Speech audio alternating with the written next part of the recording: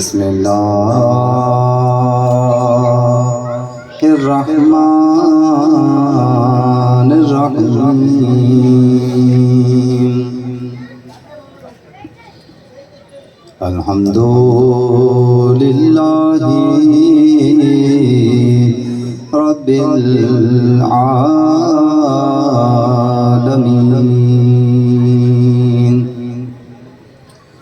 الصلاة والسلام على أشرف الأنبياء والمرسلين سيدنا ونبينا وشفيع ذنوبنا وحبيب قلوبنا وطبيب نفوسنا الذي قال في شأنه وما أرسلناك إلا رحمة للعالمين نور في الحرمين وشمس بين القمرين النبي المؤيد ورسول المسدد المصطفى الأمجد محمود الأحمد أبي القاسم محمد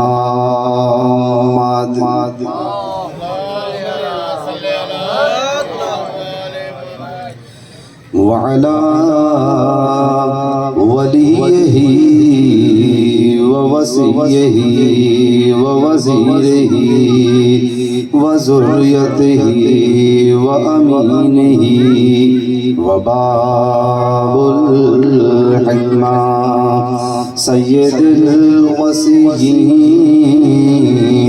أمير المؤمنين صدیق اکبر فاروق اعظم علی ابن ابی طالب صلوات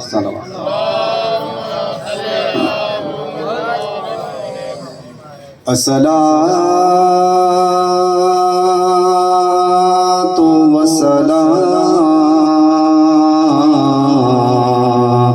على فاطمة الزهراء سيدة النساء العالمين الصديقة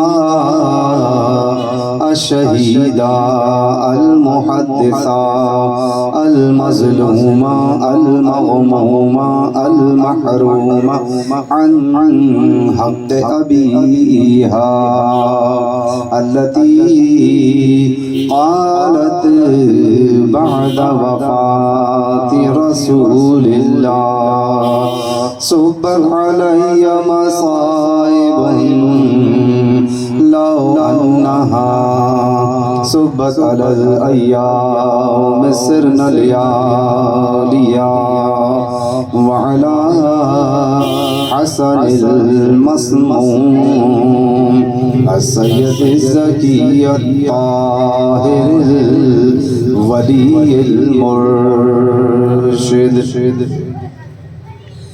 الصلاة والسلام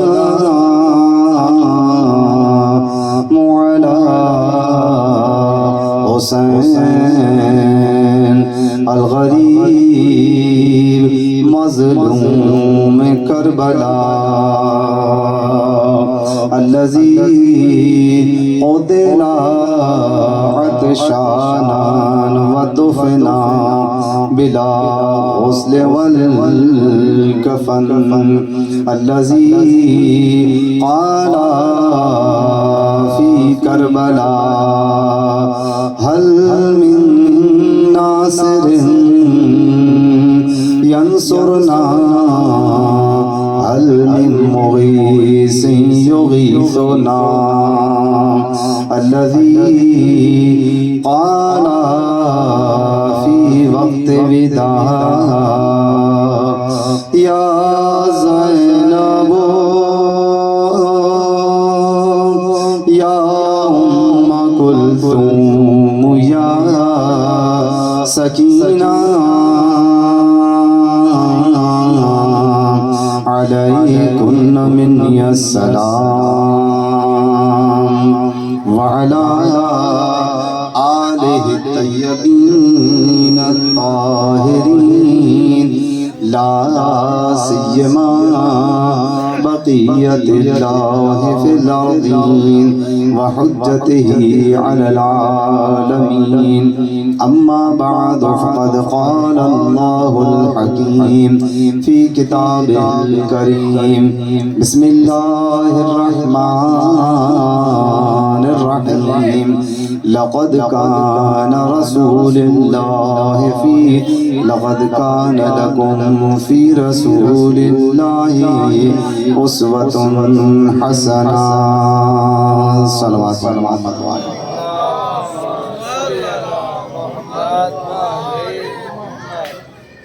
اس سے بھی بہتر اگر صلوات ہو تو زیادہ بہتر ہے. بلند آواز سے صلوات پڑھنا.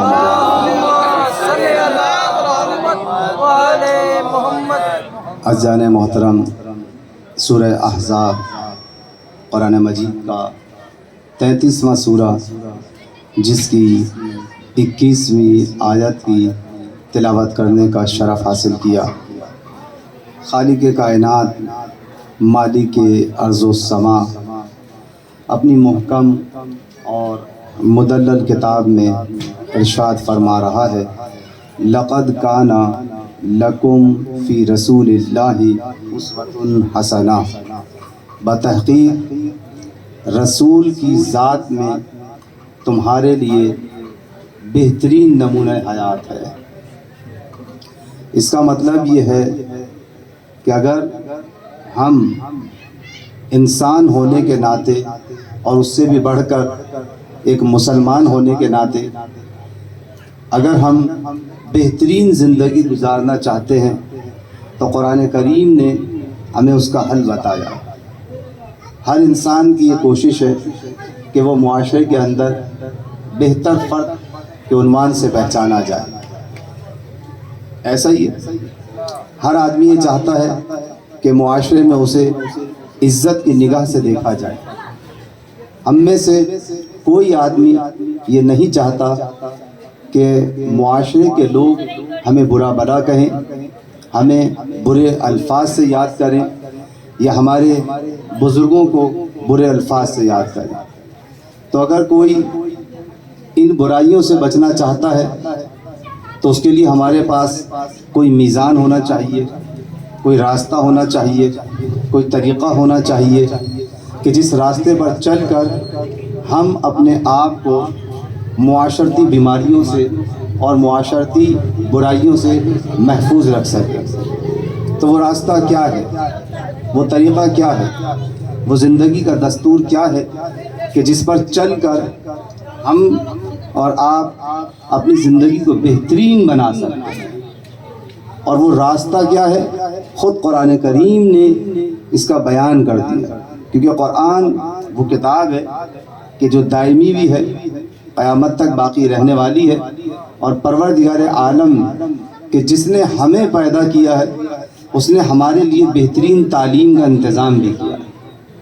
یہ بھی پروردگار عالم کا ایک کرم ہے کہ جس نے ہمیں پیدا کیا اس نے ہماری تعلیم کا بھی انتظام کیا، اور صرف کتاب نازل نہیں کی ہے بلکہ کتاب پر عمل کیسے کیا جائے گا یہ بھی بتا دیا کہ اگر تم چاہتے ہو کہ تمہاری زندگی بہترین ہو تو تمہیں کرنا کیا ہے. لقد کان لکم فی رسول اللہ. اگر تم یہ چاہتے ہو کہ تمہاری زندگی بہترین زندگی ہو جائے تو ایک ماڈل ہونا چاہیے آپ کے پاس. وہ ماڈل کیا ہے؟ پروردگار عالم کی طرف سے رسول اللہ رسول کی ذات جو ہے، نبی مرسل کی ذات حضور سرور کائنات حضرت محمد مصطفیٰ صلی اللہ علیہ وآلہ وسلم کی ذات ہمارے لیے نمونہ حیات ہے۔ ہم دین سیکھیں گے تو کس سے ملے گا؟ نبی کریم صلی اللہ علیہ وآلہ وسلم سے۔ اگر ہم نے نبی کا دامن چھوڑ دیا تو نہ ہمیں قرآن سمجھ میں آنے والا ہے اور نہ ہماری زندگی بہتر ہونے والی ہے۔ اگر ہم یہ چاہتے ہیں کہ مسلمانوں میں اتحاد پیدا ہو تو ہمارے پاس ایک ہی راستہ ہے، اور وہ راستہ کیا ہے؟ کہ سیرت نبی پر عمل پیرا ہو جائے۔ آپ دیکھیں کہ اگر ہم سیرت نبی کو ہم نے اختیار کر لیا ہوتا، یہ بھی میں آپ کو بتا دوں کہ اگر حقیقی طور پر ہم سیرت نبی کو اختیار کر لیے ہوتے تو آج مسلمانوں میں فرقے نہ بنتے۔ ایسا ہی ہے نا، آج مسلمانوں میں اختلافات پیدا نہ ہوتے۔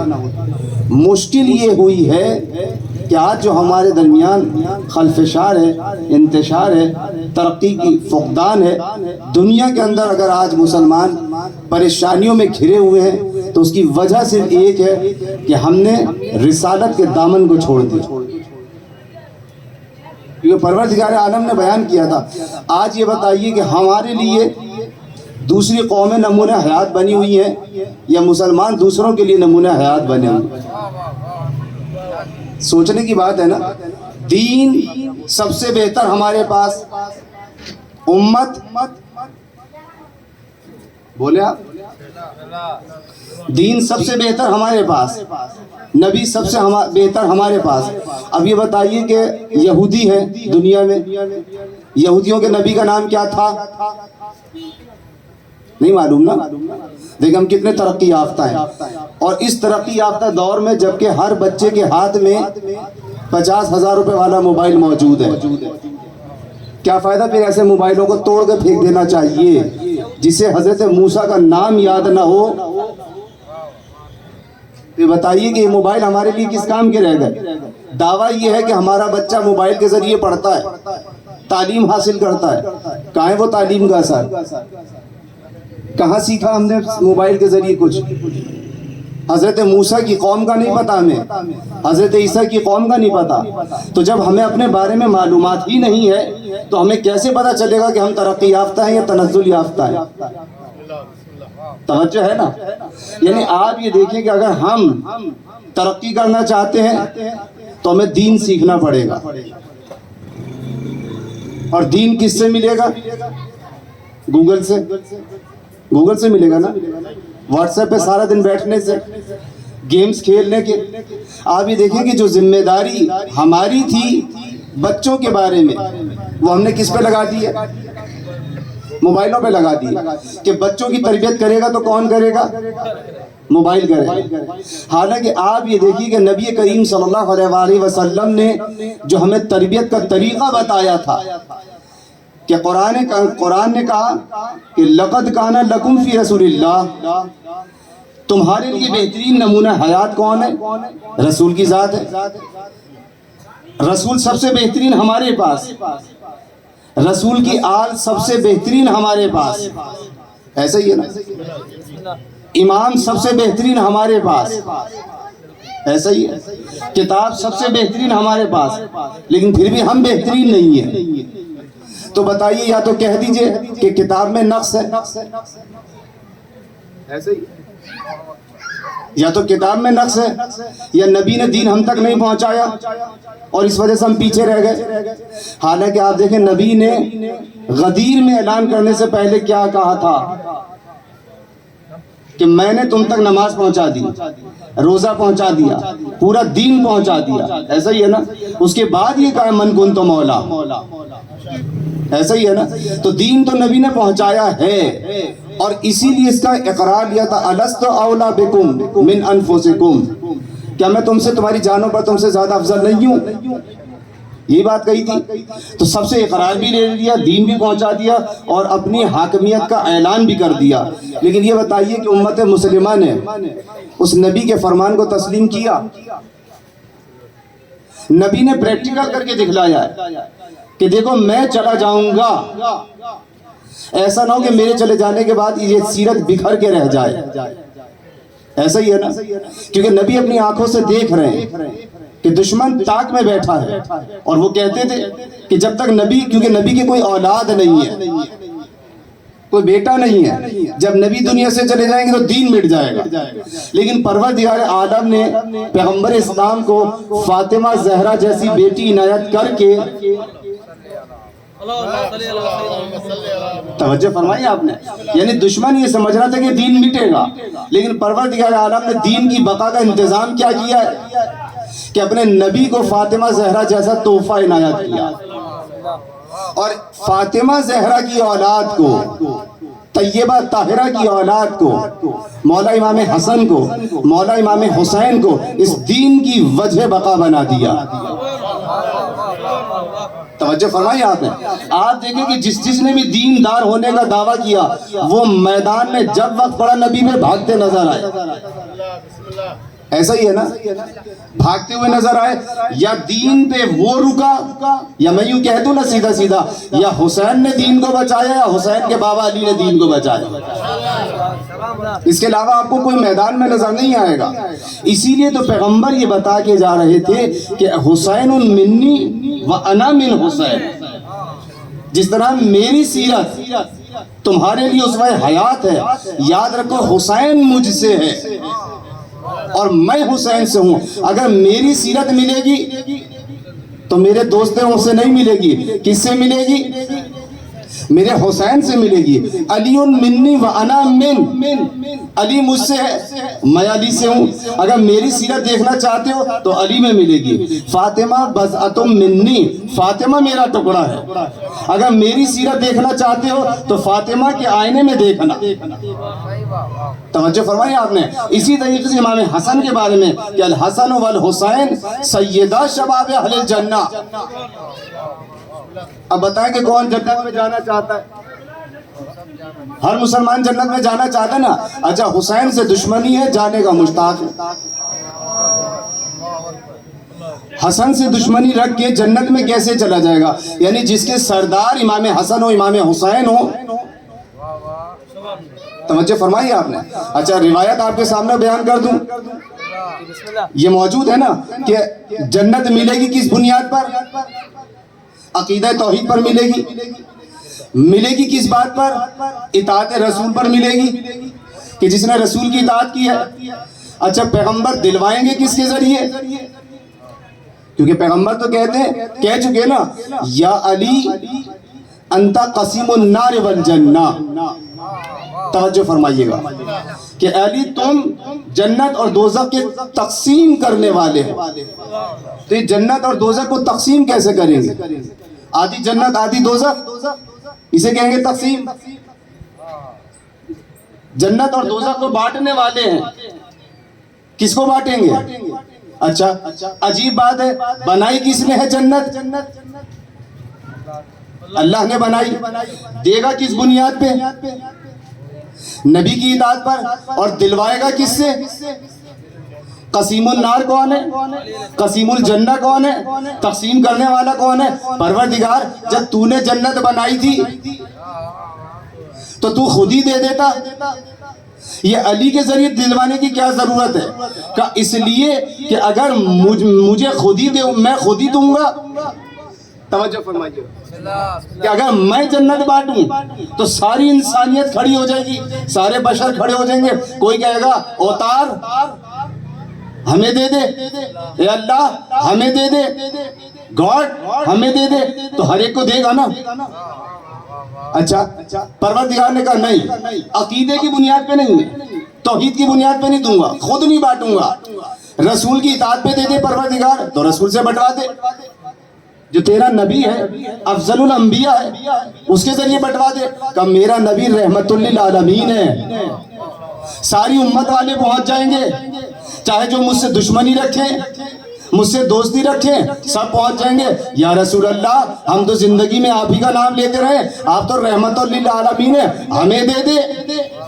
کہ نہیں, ایسے نہیں دوں گا, دلواؤں گا علی کے ذریعے, تاکہ جسے جنت چاہیے پہلے علی کی محبت پیدا کر لو. اب جسے یہ ہمت ہے کہ جو علی کے سامنے جا کر کھڑا ہو سکتا ہے جنت اسی کو ملے گی، اور جس نے علی سے دشمنی کی روایت ہے اہل سنت کی کتابوں میں بھی موجود ہے کہ جس نے علی سے بغض رکھا وہ جنت میں داخل ہونا تو بہت دور کی بات ہے، اس کی خوشبو بھی نہ سونگھ سکے گا۔ ایک صلوات بھیج دیں محمد و آل محمد پر۔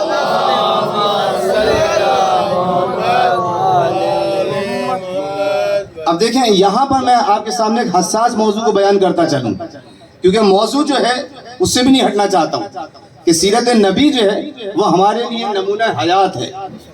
قرآن کون لے کر آیا ہے؟ توجہ کیجئے گا، اگر آپ کے ذہن میرے ساتھ ہیں تو میں اس موضوع کو آگے بڑھاؤں گا، ورنہ میں چھوڑ دوں گا اس موضوع کو۔ یہ توجہ کیجئے گا، قرآن کون لایا ہے؟ پیغمبر اسلام۔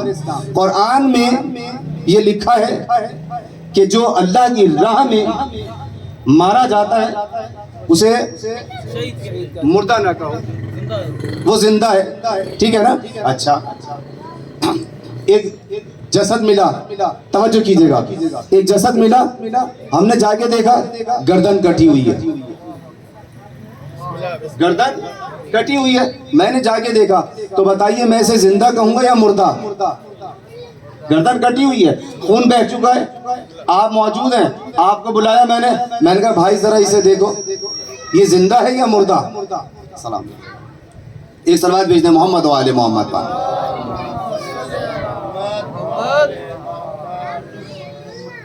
تو میں نے ان صاحب کو بلایا، کہا کہ بتاؤ کہ یہ جس کی گردن کٹی ہوئی ہے یہ زندہ ہے کہ مردہ ہے؟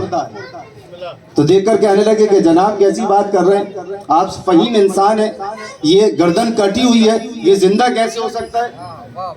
میں نے کہا نہیں یہ زندہ ہے، میں نہیں مانتا کہ یہ مردہ ہے۔ کہیں گے نہیں یہ گردن کٹ گئی ہے اس کے بدن میں جان نہیں ہے۔ اچھا، میں نے کہا آپ کو نہیں معلوم، ایک ڈاکٹر صاحب آئے گزر رہے تھے، میں نے ڈاکٹر صاحب کو بلایا، میں نے کہا ڈاکٹر صاحب آپ دیکھ کے بتائیں کہ یہ جو آدمی ہے، یہ جو یہاں جسم پڑا ہوا ہے یہ زندہ ہے یا مردہ ہے؟ ڈاکٹر صاحب نے دیکھا، کہنے لگے گردن کٹی ہوئی ہے، اسے کون کہے گا زندہ، یہ مردہ ہے؟ میں نے کہا اس کا مطلب ہے ڈاکٹر صاحب آپ ڈاکٹر ضرور ہیں لیکن آپ کو علم نہیں ہے کہ یہ زندہ ہے۔ کہیں گے یہ کیسے ہو سکتا ہے، یہ مردہ ہے۔ میں نے کہا اچھا، کہنے لگے اچھا، میں نے کہا اتنے میں ایک صاحب گزر رہے تھے وہاں سے، مولانا صاحب، میں نے کہا کہ مفتی صاحب آپ آئیے بتائیے یہ زندہ ہے یا مردہ ہے؟ کہا گلا کٹا ہوا ہے، جس کا گلا کٹ جائے وہ مردہ ہوتا ہے، اگر یہ زندہ ہوتا تو بولتا ہوتا، یہ نہیں بولے گا، اس سے بات کر کے دیکھو۔ میں نے کہا لیکن میں کہوں گا زندہ ہے، آپ کہہ رہے ہیں مردہ ہے۔ اب جتنے لوگ آتے جا رہے ہیں وہ سب کیا کہہ رہے ہیں؟ مردہ ہے، لیکن میں اکیلا کیا کہہ رہا ہوں؟ زندہ ہے۔ اچھا، اتنے میں ایک ہندو آیا، توجہ کیجئے گا، میں نے کہا چونکہ یہ سب اپنے اپنے مسلک کے مطابق کہنا چاہتے ہیں، یہ سب دیکھ کر کہہ رہے ہیں یہ ڈاکٹر ہے، یہ فلاں ہے، یہ ہندو ہے، اس کا ہمارے مذہب سے کوئی تعلق نہیں ہے، یہ بتائے گا کہ یہ زندہ ہے یا مردہ ہے۔ ہندو نے دیکھا گلا کٹا ہوا تھا، کہنے لگا یہ بول نہیں سکتا، یہ مردہ ہے۔ توجہ فرمائی، میں نے کہا تو اس کا مطلب ہے ہندو کو بھی نہیں معلوم۔ عیسائی کو بلایا، عیسائی سے پوچھا بھائی تم بتاؤ یہ زندہ ہے یا مردہ ہے؟ کہنے لگا گردن کٹی ہوئی ہے، مردہ ہے۔ میں نے کہا یہودی کو بلاؤ، یہودی آگے دیکھا، اس نے بھی کہا کہ مردہ ہے۔ میں نے کہا سارے مذہب والے ہیں، یہ سارے دین والے ہیں، یہ کسی نہ کسی دین کی بنیاد پہ کہہ رہے ہیں کہ یہ مردہ ہے۔ لاؤ میں کسی ایک ایسے فرد سے کیوں نہ پوچھوں جس کا کوئی دین نہیں ہے، ایک دہریے کو بلایا، توجہ ہے نا، ایک دہریے کو بلایا جس کا کوئی دین نہیں ہے، جس کا کوئی مذہب نہیں ہے، جو خدا کو نہیں مانتا۔ میں نے کہا تم بتاؤ یہ زندہ ہے یا مردہ ہے؟ گردن کٹی ہوئی دیکھ کر کہنے لگا کہ یہ مردہ ہے، زندہ نہیں ہے۔ میں نے کہا ساری دنیا کے 5 ارب انسان مل کر بھی اگر یہ کہیں کہ یہ مردہ ہے، یہ مردہ ہے، یہ مردہ ہے، لیکن میں اکیلا کہتا رہوں گا کہ یہ زندہ ہے، یہ زندہ ہے، یہ زندہ ہے۔ کہا بھائی کیوں، ایسا کیا ہے؟ کہا اس لیے کہ میرے قرآن میں لکھا ہے۔ کہا قرآن میں کیا لکھا ہے؟ کہا قرآن میں یہ لکھا ہے کہ جو راہ خدا میں مارا جائے، جو راہ خدا میں مارا جائے، جس کا گلا بھی کٹ جائے تو یاد رکھو اسے مردہ نہ کہنا۔ تو قرآن یہ کہہ رہا تھا اسے مردہ نہ کہنا، تو سارے 5 ارب لوگ ایک طرف اور قرآن اکیلے کا دعویٰ ایک طرف۔ توجہ فرمائیں آپ نے کہ اکیلے قرآن کا دعویٰ، اس کا مطلب یہ ہے کہ اگر قرآن اکیلا بھی ہو تو 5 ارب کے مقابلے پر کافی ہے. یہی تو سمجھایا تھا نبی نے کہ دیکھو اگر علی اکیلا بھی رہ جائے، فرمائی آپ نے کہ اگر علی اکیلا بھی رہ جائے تو یاد رکھو ساری دنیا کا راستہ چھوڑ دینا، علی کا راستہ نہ چھوڑنا. اب کہنے والا کہنے لگا کہ بھائی قرآن نے جو یہ بات کی ہے کہ یہ مردہ نہ کہو، اسے زندہ کہنا، یہ قرآن کا دعویٰ ہے، اسے ثابت تو کر کے دکھاؤ.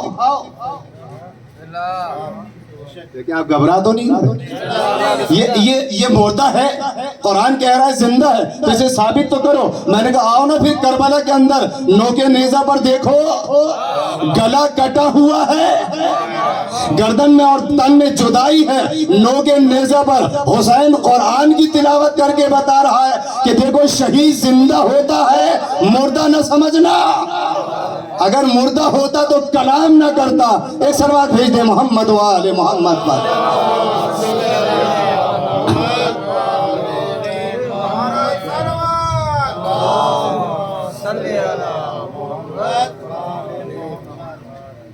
بس عزیزان محترم، دامن وقت میں گنجائش نہیں ہے ورنہ میں اس موضوع کو مزید کھولتا کہ حسین کی سیرت در حقیقت نبی کی سیرت ہے. امام حسین علیہ السلام کی قربانی کی وجہ سے، کربلا کی وجہ سے آج دین زندہ ہے.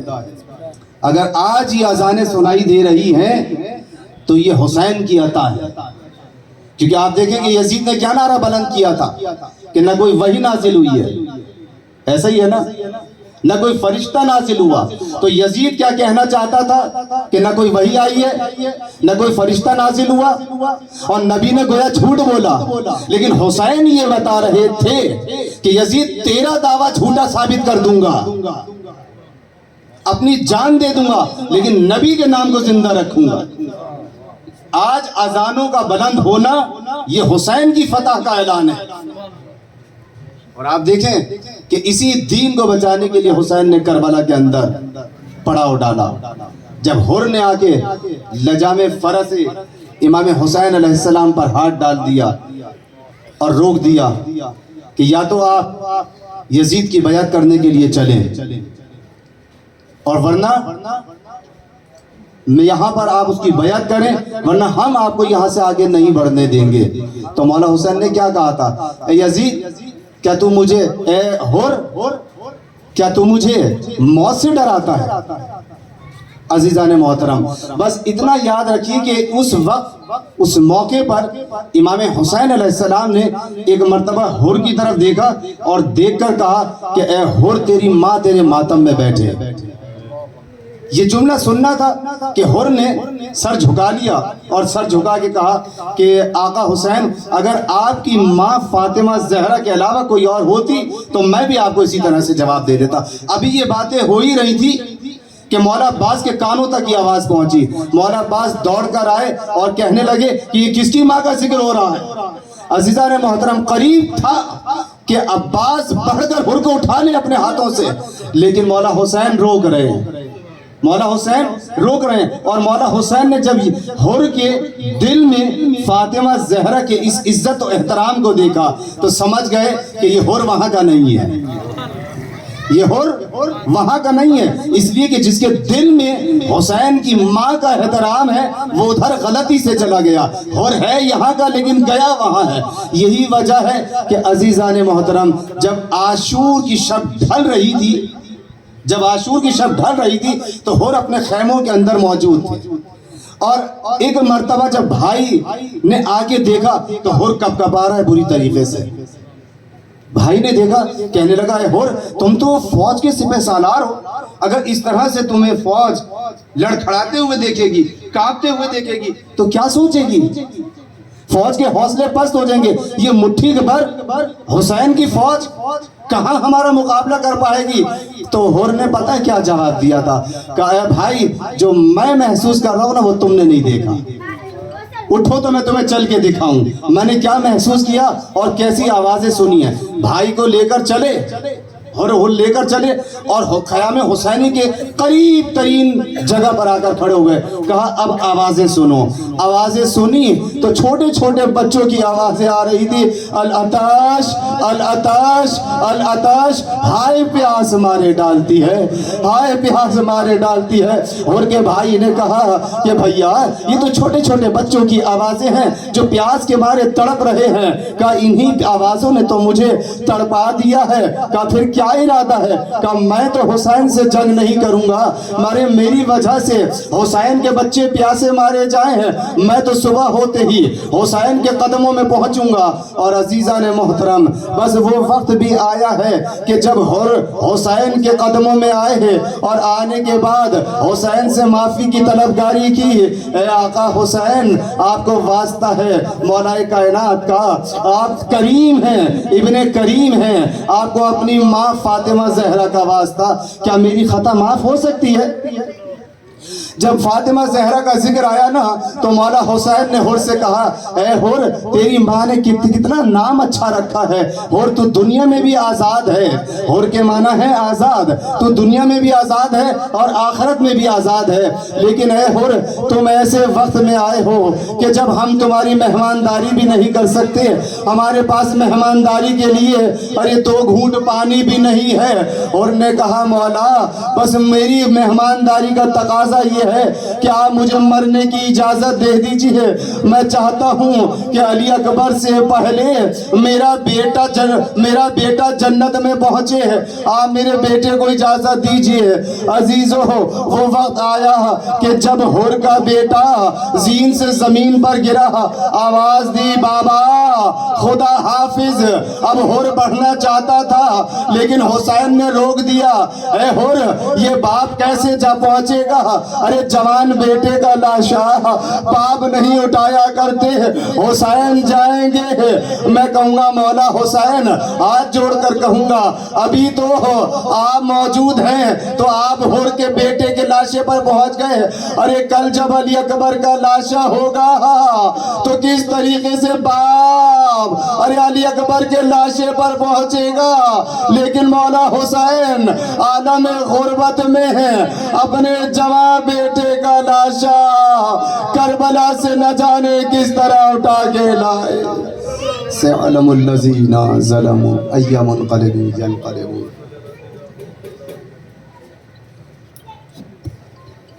صلوات پڑھو محمد.